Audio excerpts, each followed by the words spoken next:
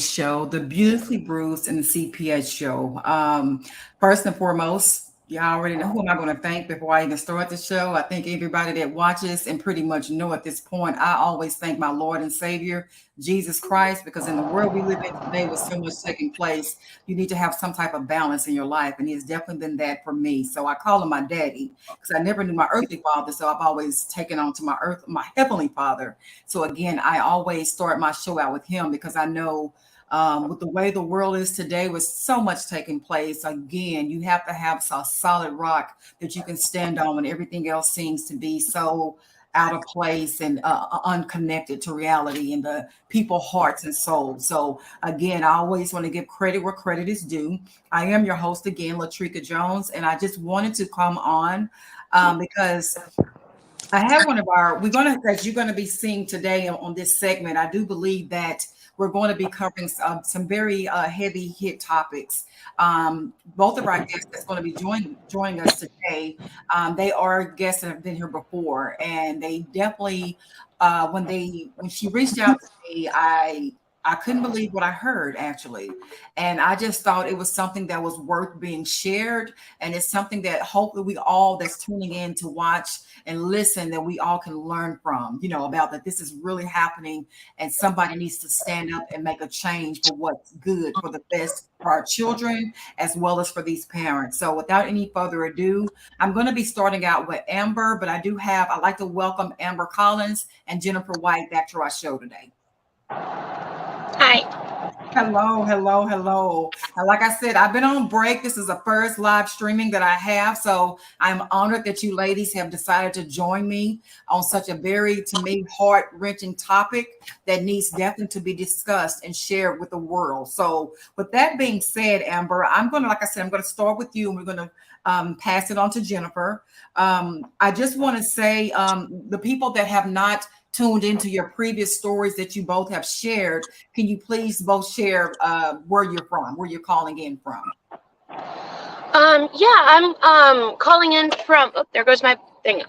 From San Antonio, Texas. Sorry. You're fine. We heard you. You're fine. And also for you as Jennifer, where are you located as well? Currently San Antonio. Okay.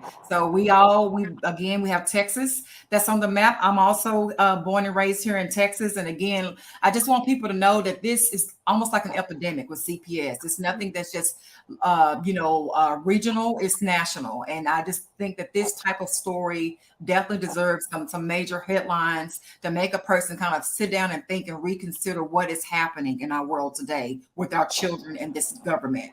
So with that being said, Amber, I'm going to go right on to you with the questions. Would you please, I'm just going to start out with this question here, Amber. What moves you to call in or to reach out to me regarding the story with Jennifer at this point with what's going on? I will do this and try not to cry. Everything that she has been through with CPS and her journey and everything, it has, I've shared my story on your channel with CPS, and I've been very vocal on my own channel, my own platforms with my history of CPS. Mm-hmm. And so I know somewhat the kind of levels that CPS will go to. Mm-hmm. And what has been done to her is just the blatant lies and the injustice, and the family that has the kids right now, the only ones that suffer in the end, of course, Jennifer and her, the other father, her husband, they suffer as well, but those kids are the ones that are suffering. Absolutely. And it's heartbreaking, and I believe that her case needs all the attention that it can get.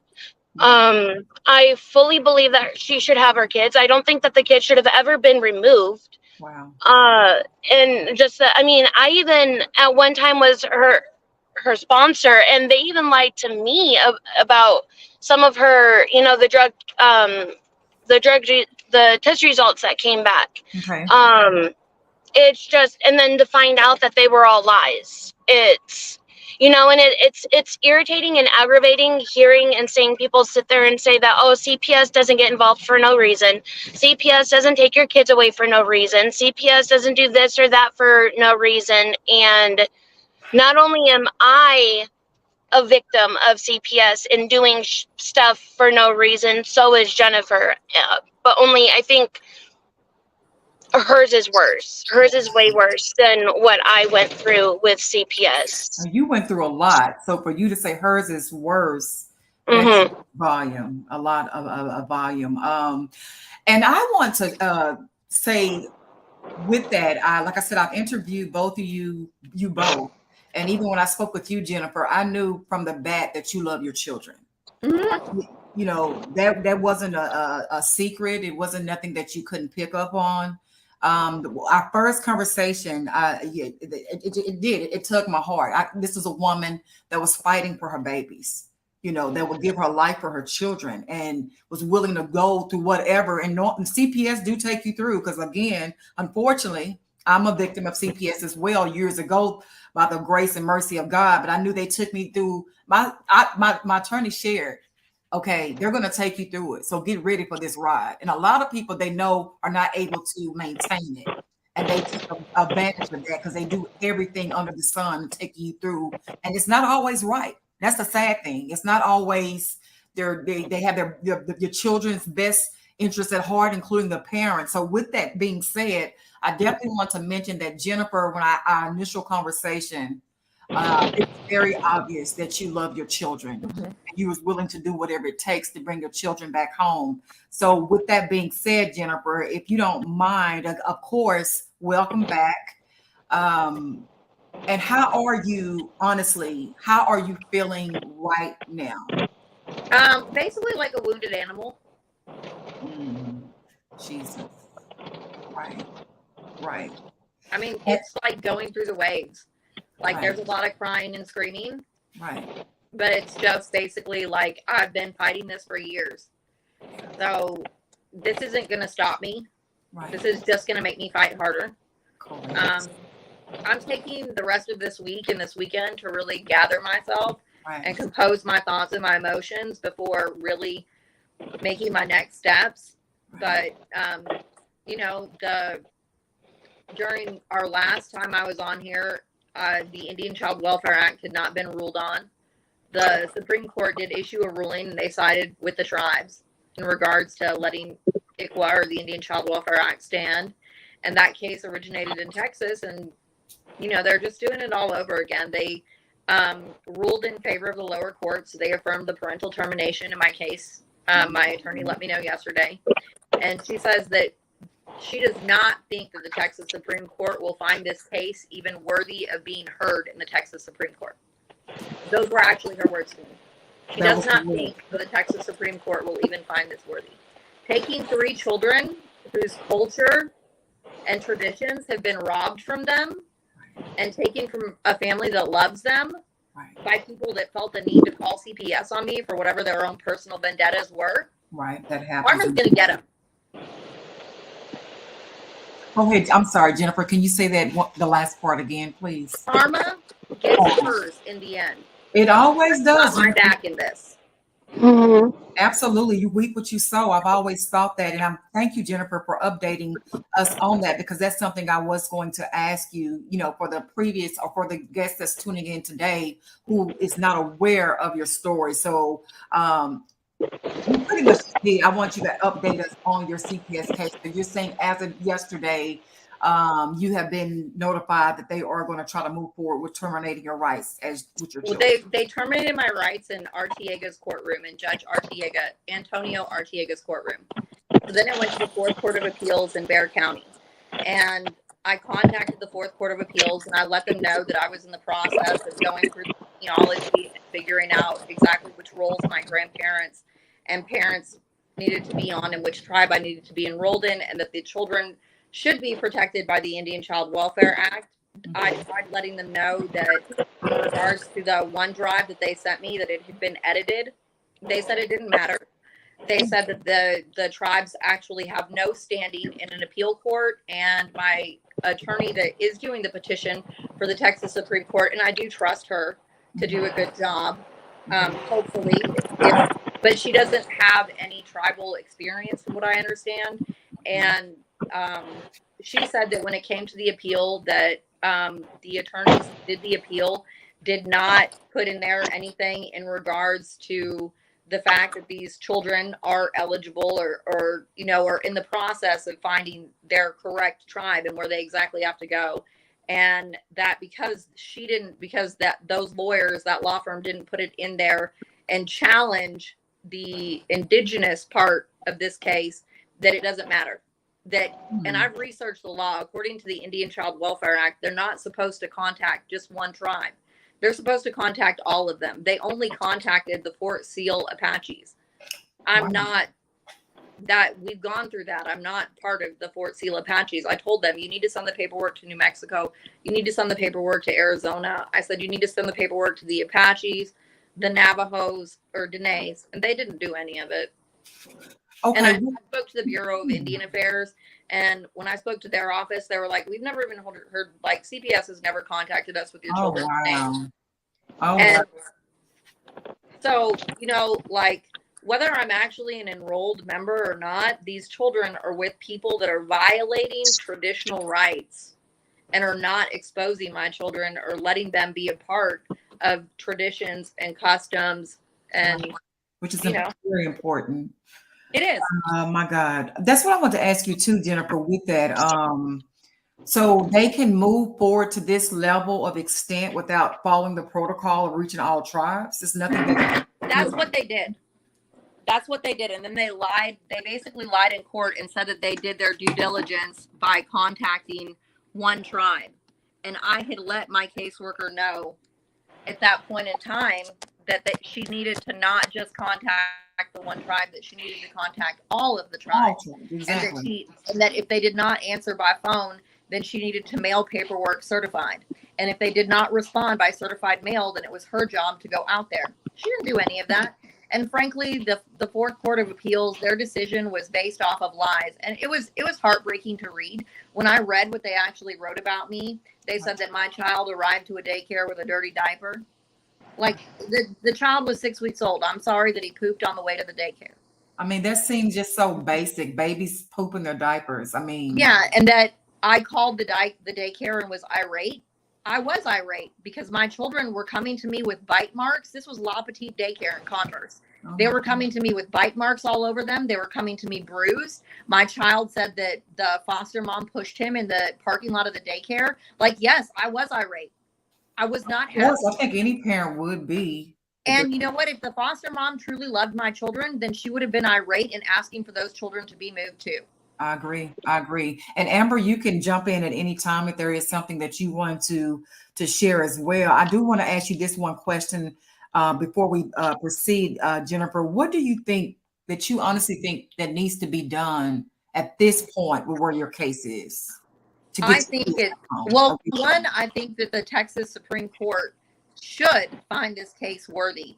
For them to say that 3 children and parents and a loving family that have fought this hard for these children and for this case to be heard, that it's not worthy.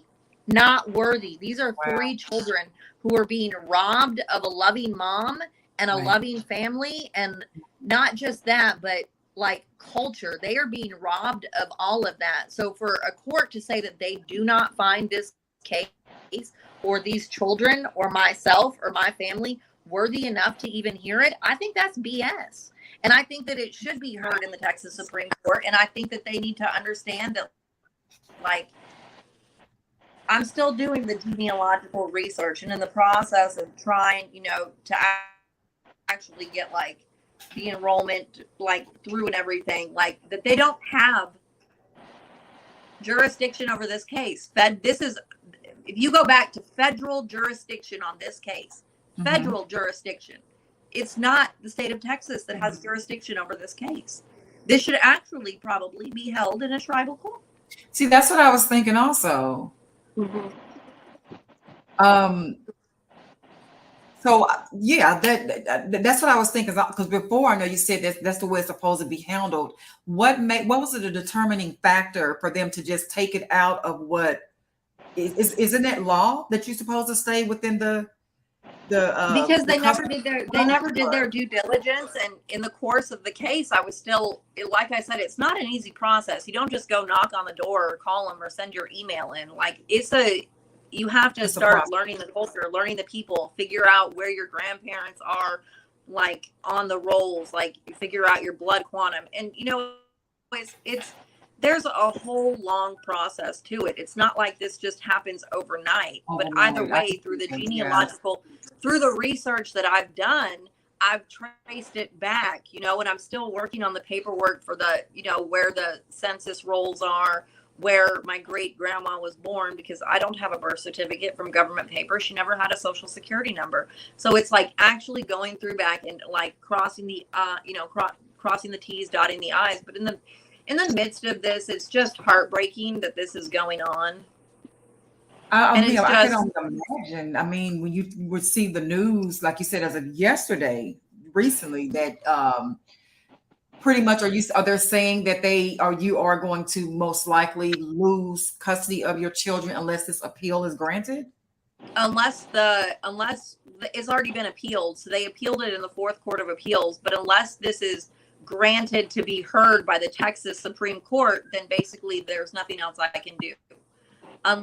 Because they're saying that at this point, even if I was an enrolled member of a tribe, even if I had a little tribal card, that it would not matter, because in the paperwork they did not put anything about the Indian Child Welfare Act. But so basically they're saying no matter what my culture is, no matter if I'm actually an active tribe member, no matter what, they don't care. The state of Texas doesn't care. They don't deem that even a qualifying. They don't care about culture. They don't care about traditions. They don't care about spirituality in this case. I that's basically what they said to me. That's the way it sounds. If you're saying they're not doing the work, they're not doing the research, and it seemed like to me the reason why they're not doing it because they don't feel like you say, doing the work and looking into it. It's an easy write-off by just reaching out to one tribe and just writing it off. And I just basically, it's not to get into the other political injustices of the world, but like I'm pretty active. Like I was really active in regards to protesting for ICWA, and I'm really active in regards to protesting for murdered and missing Indigenous women. And that's what the red handprint across the face stands for, or what the handprint over your face stands for. Like we won't be silent anymore. Right. And there's like a huge uprising right now, and it's not just my case, and it's not just my case that's worthy of being heard. Like all across America, Child Protective Services is not doing their due diligence into looking into the culture and traditions of children they are stealing. They are kidnapping these children. And I'm not just speaking about like when we speak of indigenous culture, you have to remember Mexico. At one point in time, there was no border, there was no landline. So the government just wants to say like, oh, this only applies to, Cherokees, Apaches, Navajos, Seminoles, Choctaws, or Dene. Like, you have to remember, like Azteca, like the Hispanic culture, like that was a tribe too, still is. Like there's beauty in all of that. So to steal these children, and I'm not trying to be racist here, but to take take them out of their cultural homes and give them to people that don't understand that culture. And I know that you're part African. I mean, no, I'm actually all African. From that I know of. I never knew. Okay, so you understand. Like I'm not trying to play the race card here, but your culture. I'm not even thinking about that. No, I my heart goes out to you. From what but you're I mean, going you have tribal roots too. You know what I mean? Yeah, I'm sure. I'm in total agreement with you, because when you're taking a person out of their culture, out of their what they know, and placing them in God knows where, it's like you're striping them of their of their identity. You took the words out of my mouth, Amber. So yes, and I'm not just yes, and I'm not just native. My mom was European. You know what I mean? So they have deep European roots, and the father of the youngest two his family goes back to King Lonsdale in England. You know what I mean? Like, there are so many traditions and, and things that these children are actually being deprived of in this entire case. It's really sad. It's very sad, Jennifer. And my God, I do have a few more questions I want to ask because again, I thought this subject, this story needs to reach. I pray this video goes viral. I hope Attorney Vince is watching. Because I think I've heard him speak on cases before dealing with tribes and things of that nature. And you are basically a major cry for help, saying, hey, they're taking my child away. And without, if I'm understanding you correctly, they didn't do their due diligence to check into the tribes. They didn't do what they are supposed to do. And now you are basically losing your kids behind it. So I pray and hope Attorney Vince or someone of that magnitude of an attorney that knows CPS laws and rights, I strongly recommend making an appointment if you have not already to definitely put everybody on board to see what can be done to rescue these children from being shipped or sold like they're just objects. And with that being said, Amber, if you like to share, please feel free. I don't know if there's something you want to say. Okay, if it wasn't, that's fine. I thought you was going to say something. Oh, no, I'm just listening. It's just, like I said, her case needs to be heard. More people need to hear about it.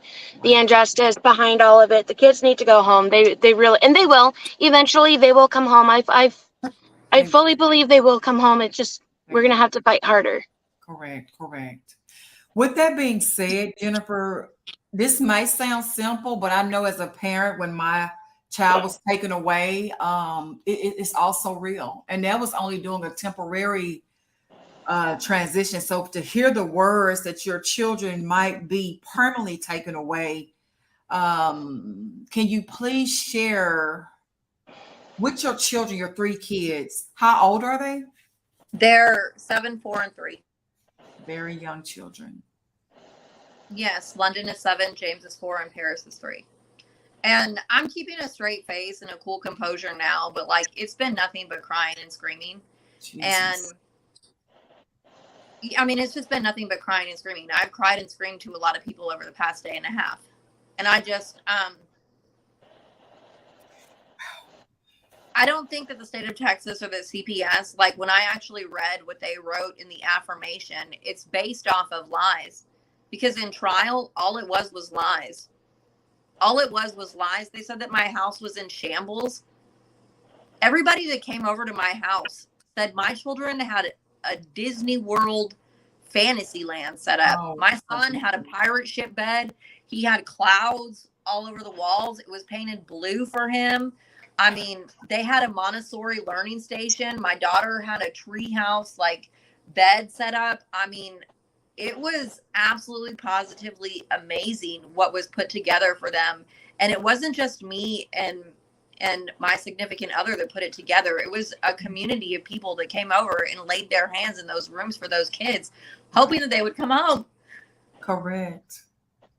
Like multiple people came over and painted those rooms. Multiple people came over and helped me set up everything for them. So that for them to say that my house was just in shambles, that it was my drug addiction. I have a CPS caseworker in, I believe, Orange County that thinks that I'm doing so well in sponsoring other people that she actually sends her clients to me for sponsorship. Oh my God. So for them that didn't mean anything? That didn't mean anything? Another CPS caseworker that would say that?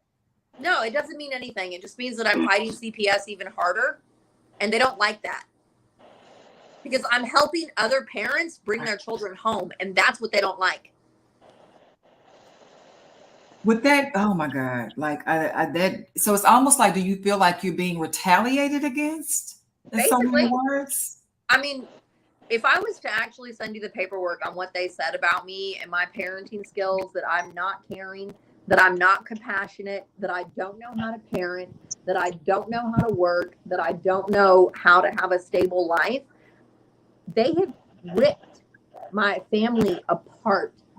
And I have done nothing but dig in and become more stable. I have done nothing but fight harder against the war on drugs. I've done nothing but fight harder to help other families and children. I like For that. them to say, like, oh, she doesn't know how to parent. She doesn't know how to not be an addict. She doesn't know how to live stably and clean. That's crap. That's not what I see. I mean, honestly, just that this is the second or third time you've been on the show, and like you say, you are an advocate for other mothers fighting for the children, other Not parents, other mothers, but other fathers as well. fathers Like, as well. Mhm. That's true. Yes, absolutely. Um, Not only that, but they were gonna give her her kids back several times, and stuff happened. But I mean, I don't want to share anything that you don't want to share, Jennifer. But she was every going to get the kids back. They were saying, they would say that, oh, you're good as long as you're not with your spouse, and then I'm not going to share anything that you don't want me to share. But then she wouldn't get the kids back. So how is it that they're saying that she's not capable of being a parent and having her kids right now when they were going to give them back to her multiple times? exactly. well, It doesn't make any sense. It makes no sense. And the fact that they sit there and say that she was non-compliant in doing her drug tests. I took them. I drove them Personally, took to get, yeah, personally to go take their drug tests. And it doesn't matter. It doesn't matter. what they said about they said from the start of the case at the removal, I was pregnant with Paris. And they said basically if I was to leave my significant other, then they would give the children back. And the judge at that time said, you guys have to realize she's got a baby in her. Like, y'all are trying to separate this family rather than see how we get to the root issues. Because I'm not saying that there aren't issues. I'm not saying that there weren't issues. But they were basically saying, like, and I had asked before the removal hearing, if there's an issue with this relationship that you see, what can we do, like, to engage ourselves to become a better couple and a better family? Like, what do we need to do? Because this isn't just an I issue. And that's where I see in this course, in other cases that I'm working on, where they're trying to do the same thing and pin the parents against each other. Hey, if you just leave your wife, then we'll give you the kids back. You're good.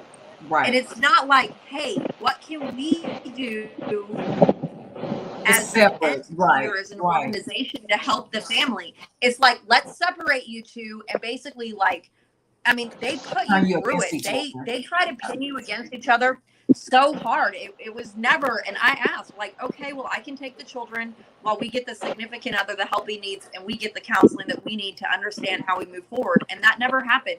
And during the course of the case, they straight lied. There were several times where my drug tests were clean. The very first drug test that I ever took was clean.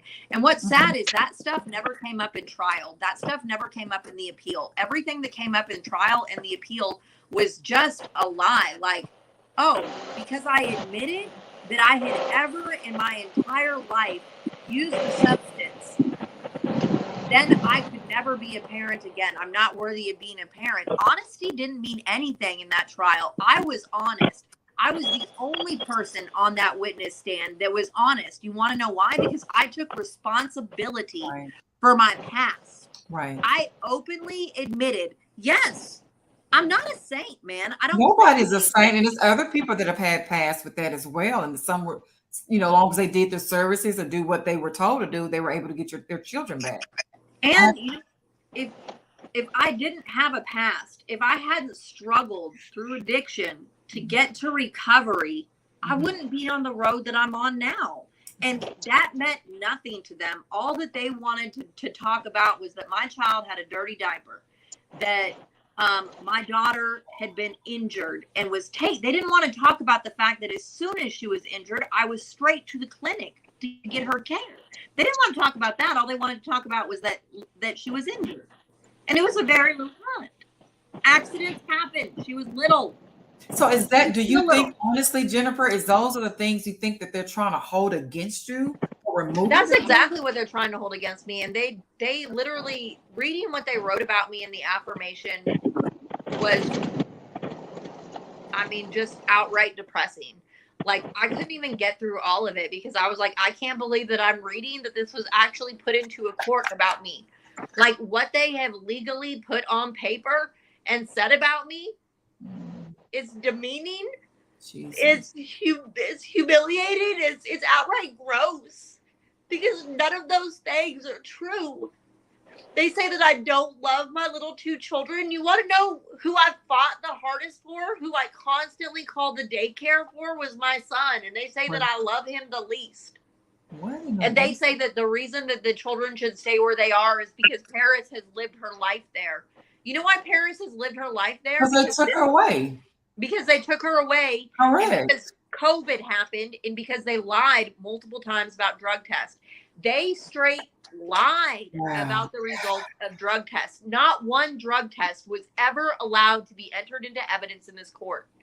They did not show one single positive drug test to the court. They did not show a single drug test to this court. Not a single one. How do you terminate parental rights based on the best interest of children and say it's because of addiction or issues with the parents when they never entered a single piece of evidence? They never heard testimony from the fathers. They just heard testimony from every caseworker that disliked me, the daycare worker who was abusing children in the daycare, who of course didn't like me because I called her out on it, and the foster parents, who of course had their own agenda. And so that's what the Fourth Court of Appeals based their affirmation on. And now to say like, hey, tradition and culture stands nowhere in the court is complete trash. It's hard to believe because even when they try to, from what I witnessed, Jennifer and Amber, they try to put your children in a similar environment, you know, regardless of nationality, religion, things of that sort. So they tell you that's the reason for placing them in certain homes, but yet it doesn't matter when you permanently put them in a permanent home. So it's almost like you don't know what to believe. It's so many different sides to this story, and it's all over the place.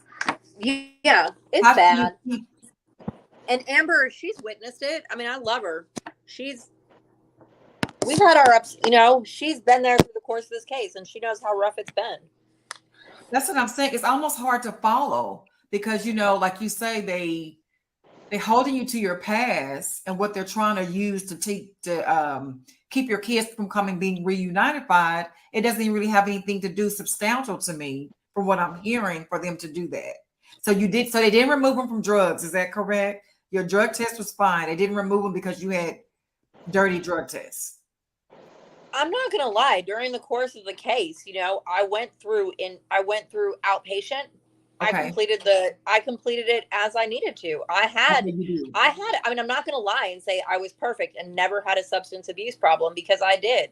Right. But the whole point of the case was to make sure that I was straight and that I was good, that my significant other was, and that I was on the right path. That's what I mean. So you did get to that path. Yes. Right. Okay. Because from what I'm looking at, it seemed like you have. So that's what I'm saying. So that wasn't the determining factor. No, you have to remember my CPS case was dismissed. See what I'm saying? They dismissed my CPS case. Dismissed it. I'm you know what? It's almost like a game. It's like it's a game they're playing with you. It's a dog and pony show. Huh? It's basically a dog and pony show. That's what I'm saying. It just it's so crazy and all over the place. It's like is this really happening? So at the points, let me ask you this too, Jennifer, because I think it's substantial as well. I know, Amber, you mentioned it was a few times they were going to bring the child back. So what has changed other than that they just didn't want you and the father together in the home, even though you're getting ready to have another baby by the father? Well, after we had the baby, they removed Paris from the hospital. And then after that, it was constant lies. Like, we would be doing really well, and the counselor would be recommending, like, hey, okay, they're making progress. Our lawyers would be like, you guys are on the right path. Right. And then at one point, they were getting ready to return the children, and they said that my significant other had faked a drug test, and that even though he couldn't possibly fake it appropriately, like he didn't do a good job of faking it, that he tested positive for absolutely everything under the sun. Oh, my God. It took a couple months to get that drug test back. Wow. And the drug test, when the lawyer handed it to me, he was like, get a load of this one. He was like, not only did he not test positive for everything under the sun, they couldn't even test it. There was evidence the lab was trying to tamper with the results and with the hair. And they were like, he's completely clean. So 3 months after that, of course, when I get told, my counselor gets told, our lawyers get told that he's negative, we're, like this. And the same thing with me. I would be positive. I would not be positive. I'm sorry. I would be negative, and I would get told your tests are positive. He would get told my tests were positive. Our lawyers would get told my tests were positive. Then we come back and we're like, well, they're all negative. See, and I know now with these tests that they're doing, I'm very suspicious because I know we had a professional. I don't know if you got a chance to catch that episode. He was on Attorney Bench show where he said a lot of these tests sometimes can come back negative, positive. You could be clean, but some kind of way these tests seem to be rigged and it come back dirty. I even know someone personally had that experience where she had never done drugs, but she came back with a dirty test. So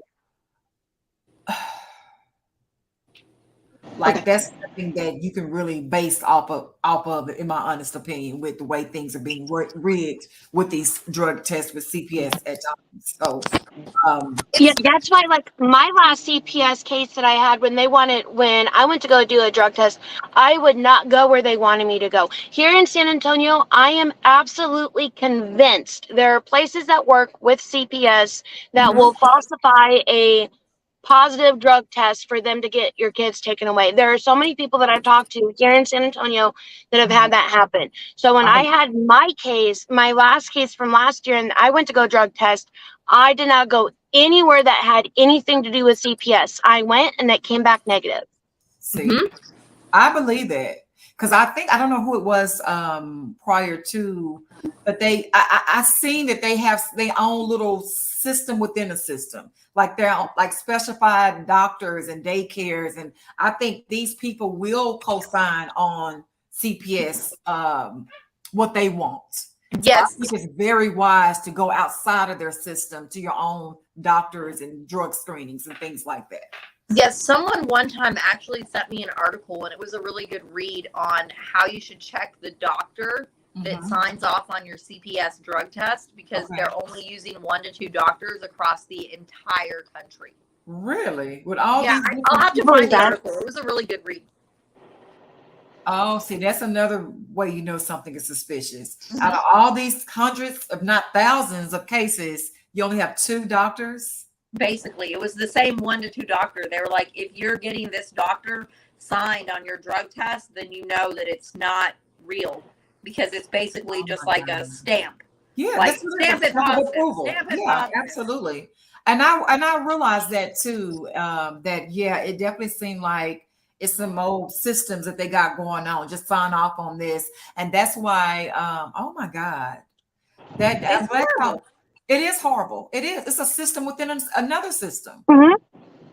It truly is. And I'm so glad y'all mentioned it, because you have a lot of families that's going through that now. And they are probably saying, hey, these are the service. CPS is requesting these services, but these are the only places you can go. But I think that's a vital point, saying, no, I do have someone of my own that I would like to go to that can provide that same type of service. That way, you can go anywhere. Yeah, and right. You could go anywhere. That, from my knowledge, you don't have to go only strictly to their location. But they don't tell you that. They don't tell you that. That's right. They tell you that you have to go where they're sending you, and that is complete BS. That's why I say all the time too, if you have an active CPS case and they're wanting you to do a drug test, you do not have to go where they're going. And I'm telling you, you go. There's someone here in San Antonio that I met who was taking just ibuprofen, and she tested positive for everything because she went where CPS told her to go, and she lost her kids. Oh my God. And all she was doing was taking ibuprofen. When she went to her doctor, told her doctor what was going on, some doctor's offices here in San Antonio, they have a lab in the doctor's office, and they did the lab work there. They didn't tell CPS that they were going to do it. They just did it there, and nothing was in her system. So eventually she was able to get her kids back, but it was a fight. It was a fight over a wrong test result due to CPS. Yep. And then, I mean, not only that, even if it does show up positive. There are so many different things out there that even medications that you can take that will come back as a false positive. That's true. And I believe that happened with a couple of your cases or drug tests, Jennifer, where when you looked into the medications that you were taking, it can show up as a false positive for other stuff. Even I, foods, there's I foods believe that it. you can do that you can eat. I see a doctor regularly for my addiction, and my drug test back in January, I came back positive for heroin. I told him I'm not doing it, and he knows me well enough to know that I'm not using.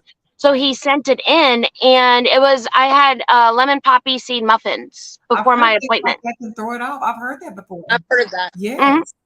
Yes, I've heard of the poppy seeds before. So you have to be careful what you're eating. That's why when you go and you take these tests, you need to say every single medication that you're taking, everything that you've um eaten. Like, it's not that, I mean, we have our phones at the finger of our or at our fingertips. Right. Google, like, what have I eaten in the last hour that can show up as a false positive? And then make sure you say that before you go take your drug test.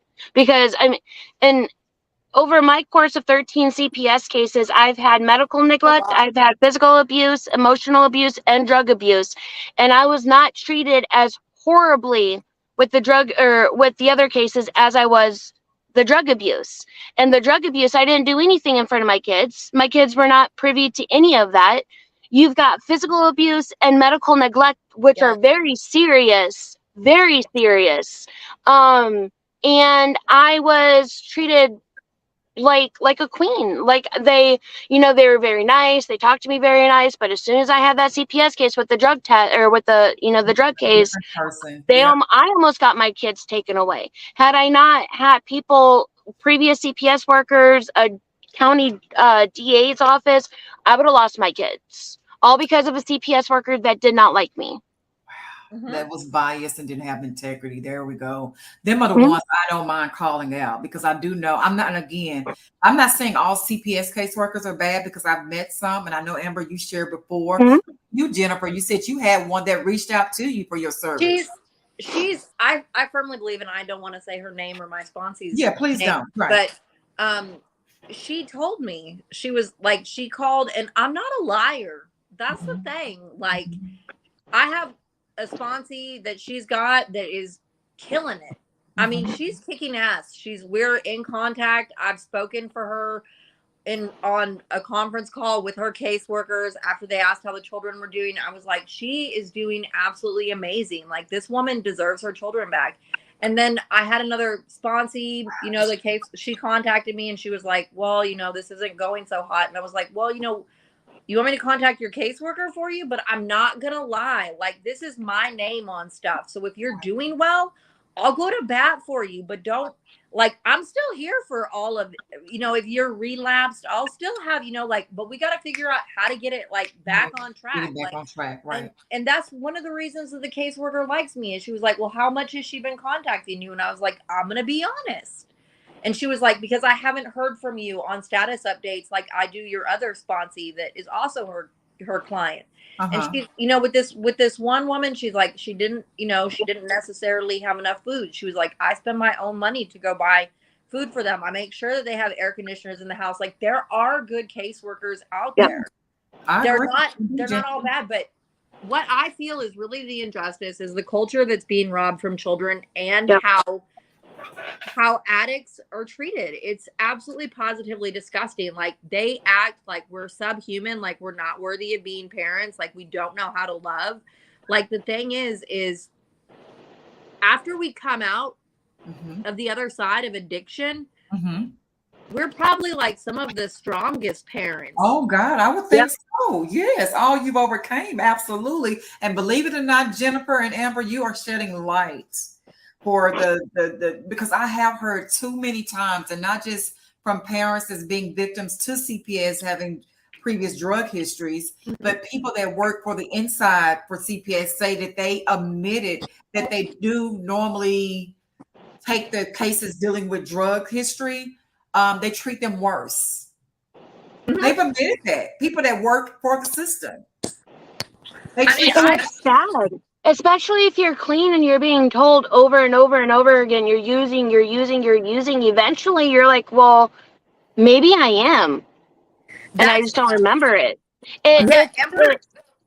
it, it's a mind game. Oh Like, my God, it is. It is. when you get told something so many times, Yep. you eventually start to believe it, even if it's not drugs, like, even Anything. if somebody's telling you you're horrible, eventually you start believing Start it. rubbing off. Yeah.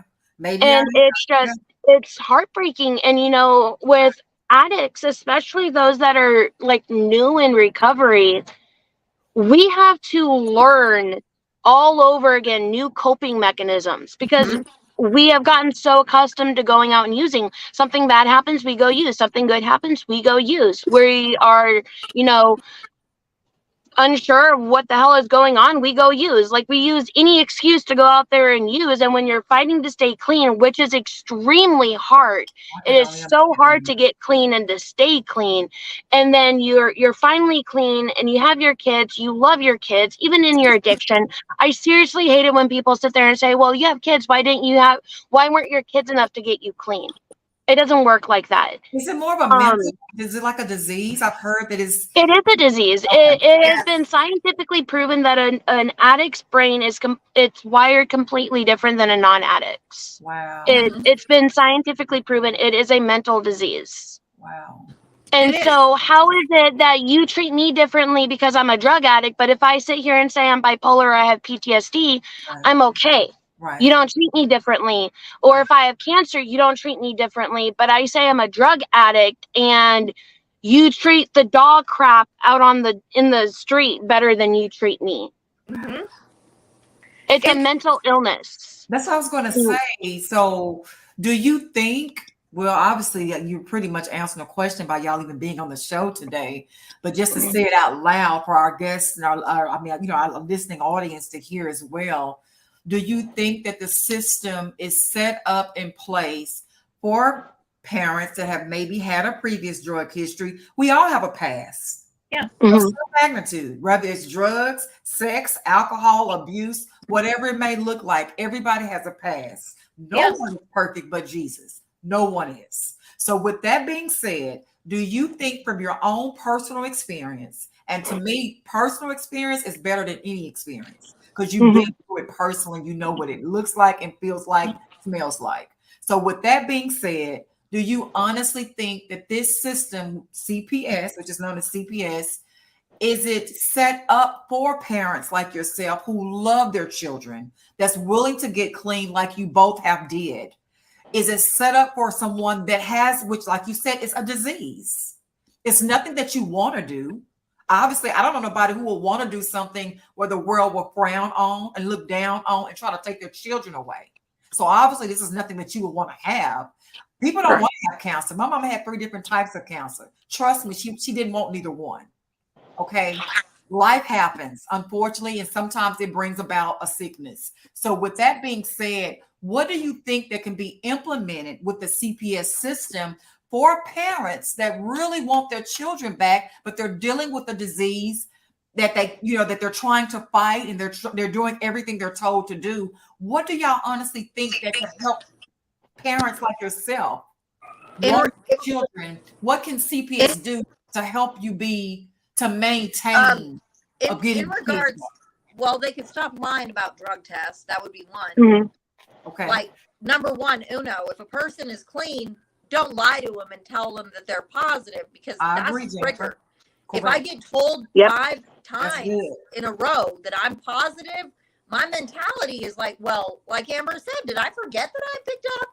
Wow. Like, I know I'm not That's using. psychological, like they're playing with your mind almost. And Yep. you know what? It made me so crazy. I was running around scrubbing the chairs, thinking like, is there Right. anything that's external forces that Right. like in the exterior Right. It world, makes like, it takes you there. Yeah. You'd be yeah, like, it makes you so paranoid. You know what I mean? And then you get the drug test results back, and they're like, "Oh, it's negative," and you're like, "Okay, my brain is good. I didn't forget." You know what I mean? It's Yeah. not that I'm hanging out with anyone bad that's blowing smoke in my hair or putting anything in my food, because that's the paranoia that it gets to when you're being told 5 times in a row that you're dirty. And the other thing is what has really helped me is CODA, What is that? Codependence Anonymous. Oh, okay. Can you explain for our listening audience, Jennifer, what that is? Codependence Anonymous is basically a way for women and men to get to the root of addiction problems. Like, yeah, we can quit drugs, we can quit alcohol, but let's get to the root of healthy relationships. Because let's be honest, during the course of life, a lot of addicts and alcoholics, well, an alcoholic is an addict, have undergone some kind of severe trauma. And usually trauma occurs not just, hey, I'm undergone trauma. It usually occurs in a relationship or in a partnership. And I had trauma that occurred to me as a child. I have an amazing family. It wasn't understood what was going on. So my little brain didn't know how to cope with that. As an adult, I had abandonment issues. That led to some addiction problems. Once I got through the addiction, was able to stay clean and really start working the steps, then I was able to go back and be like, wow, you know what? I'm a little codependent. Like, I have an inner child that if I get into an argument with someone and you say, hey, you need 15 minutes or an hour to calm down, my little child, like, think of like a 2-year-old. I see what you're saying.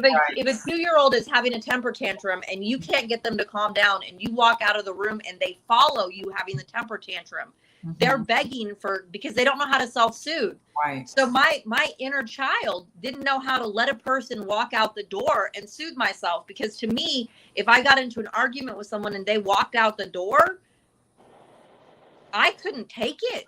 I thought they were walking out the door for forever, never coming back. I didn't understand healthy boundaries. Right. That's now what that I'm clean and sober and working the steps in Narcotics Anonymous and working the steps in Codependence Anonymous, I'm able to go, okay, you can walk out the door and I don't need to self-medicate to feel better. You can walk out the door and I can call someone else and calm myself down.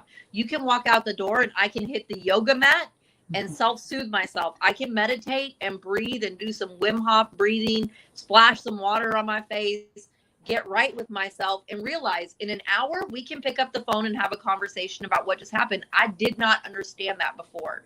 And I didn't understand that in my early 20s and 30s, what the root cause of my addiction. Why? And I think it says a lot you're willing to do the work to go back in and see what caused it. Let's show you care about getting better. You know what I'm saying? You went to the roots of it. Yeah. I mean, I've really dug in. And then, another thing that has helped me heal has been my culture, has been spirituality. And I don't like to use the word religion. Right. I believe that I believe all paths, lead to that one, to God, to the Creator. And, my spirituality is to sit outside. When I want to see what God has created, I get outside. And if I have to hug a tree and hug the dirt and pray a little harder, then that's what it takes. Because yes. Right. Jennifer, you got to experience that with. Go ahead. Yeah, that was really cool. I think we're getting close to the end. It's so much great information you guys are providing. It's making me think too with the drugs.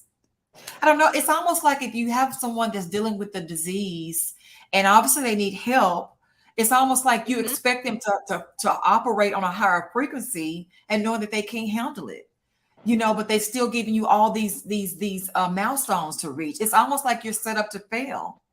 You are.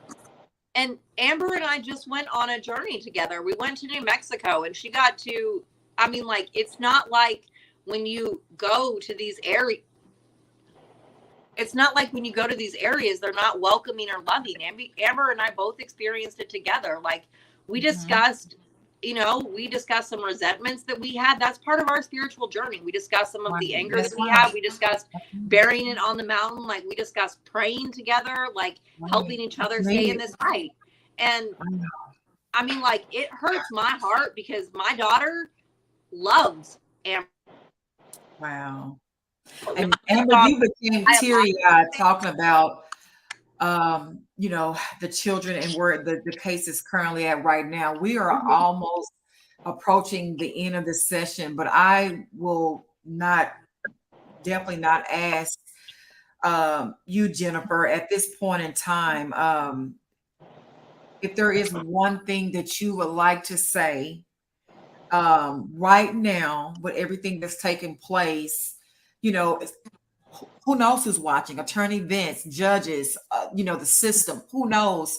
If you had that opportunity, what if it was that judge that can make that appeal, or whoever make the final decision to grant your appeal? What would be your last cry? What would be your last say for fighting for Just that you? we stand as one. That we Go- stand as one in this. That we don't let the courts divide us, no matter what nationality we are, no matter what religion, what tradition or culture we are, that we stand as one for the children of this country.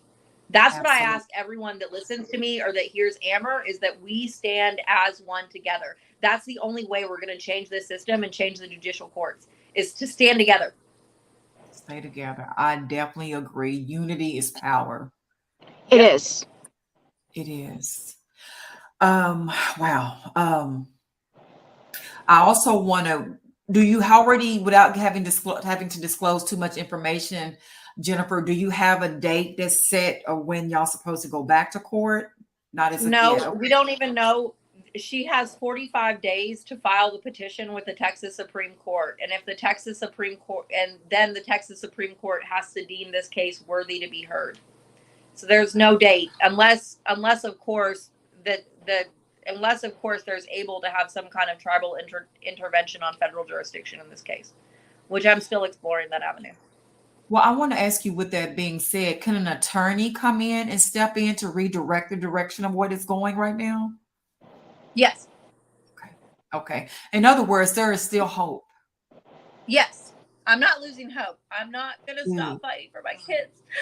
I Never. am in agreement with you. Don't you ever stop fighting for your kids. And it is not over yet. I don't care what it looks like, neither. And I've been through a lot of stuff. I promise to God. Listen, I get it. I know that pain. I wear it. It hurts. It hurts. It hurts. I mean, like, I can feel it in my Jesus. heart. I can feel it in my womb. Yeah. But when I tell you, Jennifer, you are listen, when God bring you through this and those kids are returned back with you where they belong. I know. See, the devil knows that you are a lifetime. serious threat. You are a serious threat because you're going to help rescue so many children in this broken, corrupt system. And that's why you're being fought like you're being fought. Yeah, but it's not over yet. Just know I know, and I'm not fighting alone. It's just like Amber said to me earlier. I'm not fighting this alone. And I do believe that once this show, even now, and even with the re-airs, you're going to get so many people that's going to be in agreement with you. I'm in agreement with you. I am praying for you. Again, when Amber shared with me what was going on with you, I wanted to make sure on my first show coming back that we featured your story. So this can get out in the airways so people can know what's going on and hopefully take action and steps to try to help you get your children back. Okay. Yes, I appreciate it. It's like Amber is a warrior in this with me. So are you. Absolutely. That's what my life consists of. I always had to fight. But you know what? Just know the race isn't given to the swift. It takes somebody that has that depth, that strength, that substance. And you have it. You do. I want to ask you, because again, we are getting close to the end of the segment. This is such an emotional story. This is such a needed story that provided so many nuggets and jewels. You'll be surprised so many other families that's facing what you are going to overcome one day. They're getting ready to walk into what you're going to overcome. So you have blessed so many families by sharing your truth, your transparency, you and Amber. I would also like to do a follow-up show with you, after you went back to court, if you don't mind, just to come back on and share what occurred. Yes, and I would really like to listen to be honest, not to put Amber on the spot, I would like to listen to her speak about I think that there should be a full thing in regards to exposing the drug labs that are bad. Yes. And I don't know if there's a way to do that across the country, but I know that she's got information in the ones that are bad on San Antonio. I think that would be a great idea for you, Amber, Oh, I Because believe once I get my whole car situation situated, I fully intend on doing some research and seeing what all I can dig up on it and exposing them, you should. because and Yes. it's messed up. It is entirely messed up. Even if you're clean, I just went through something recently where a doctor of mine called in a prescription for me, and the pharmacist took it upon herself to call the doctor back, inform the doctor that I'm a drug addict and that Oh, I'm being treated for opioid use disorder, and the doctor canceled out my prescription, even though I had been open and honest with that doctor. And even though I have over 5.5 years clean, my body went through a full withdrawal, even though I'm clean right, right. and everything. But yeah, no, things like that, it's not okay. It's You not. wouldn't do that to somebody who, like I said, is just, bipolar or schizophrenic or is going through cancer or anything. You would never do you wouldn't do anything like that to a kid going through cancer. You would. It's a But stigma. you're going to do that to a drug addict Yeah, who's clean, who is getting help. Just because I'm a drug addict doesn't mean that I have other issues, doesn't mean that I don't live with chronic pain, doesn't mean that I don't have other issues where I might need medication to help me out. And you're no one to sit there and have anything to say or do with when it comes to my medical health. And so, yeah, I am Yes. setting my foot down into it and exposing all of it, because it is so messed up and CPS is so corrupt. And like I've said, I fully believe that there are really good workers out there. I've experienced it myself, right. but there are so many. It's almost like for every one good caseworker, there are 3 bad ones. And as soon as Yes. they find out that you have a history of addiction, You're definitely, it's to me, you're forever deemed in their eyes. That's yep. what I've received from listening to parents like yourself that love their children, and from listening to people that work for CPS. They say Mhm. they almost look at you with a different set of eyes. Yeah, because we're all automatically bad and Yeah. negligent. And I mean, I know me Thank you for getting personally, when I was using, I was hyper focused on my kids. I was able to actually take my kids to the park. I could sit down and play with them. I wasn't crashed out in the bathroom or the bedroom or anything like that. Everybody handles their substance differently. Not that it's good, it's not good at all. It's just everybody handles it differently, and you can't take 2 Everybody is addicts different. and say they're the same. Correct. You took the words out of my mouth. Everybody is different. We're all uniquely in our own, within our own rights, our own self. So you can't just take a big brush and paint it Yep. across the whole system. And that's what's being done. So I think that's a great thing for you to do, Amber, is just to look into this and do further research. And once you get more information, I would love to bring you back on that regarding the drug, test for parents, and so they know the resources that they can have available during that time with CPS when they're fighting to get their Yes, children. I'm very But I proud of tell Amber. you, I've watched. yes, she's I've doing watched really. her She's journey. definitely doing the work. I'm proud of both of you guys. I am. I truly am with your stories. They are life-changing. So I must share that we are at the end of this segment. I will definitely be in touch with the both of you. I will follow up with you, Jennifer. I want to know more about what's going on with your story to bring you back, and as well as with you as well, Amber, with you following up with the research for parents with drug histories and making sure that they're not being held wrongfully with CPS because of it. Okay. Mhm. Thank you guys for being on the show today. I am praying. I'm in agreement with you, Jennifer. And again, you better not never give up. You better I not won't. give up. I won't let her. Okay. All right now. I appreciate it. Amber and you and a lot of other strong women and men are holding me through this. And I appreciate that. And you need it. You deserve it. I can even imagine. It's hard enough going through CPS fighting for your kids and then what they're trying to do now. But you have a really big blessing ahead of you. I'm telling you. You were not being fought like this for nothing. You are a threat to the enemy. You are. Thank you. You are. I will be praying for all You're of a us. true warrior. Yes. Yes. So, but again, we're at the end of the segment, you guys. So again, we will definitely be in touch. And thank you so much for sharing your life-changing stories and information today. It's so appreciated. Thank you. You're welcome. You're welcome. Okay, guys, we have ran over our time. It's such, oh my gosh, I can't even talk. But this Freedom Friday has definitely been, my God, I hope it brings freedom to you and helping you to fight for your children to never give up. There was a real story today that's really taking place with CPS. So again, count your blessings because it could be worse. So I want to tell you to keep God first, stay safe. Don't you ever give up fighting for your children. And I can't wait to share with you our next story. Have a great weekend.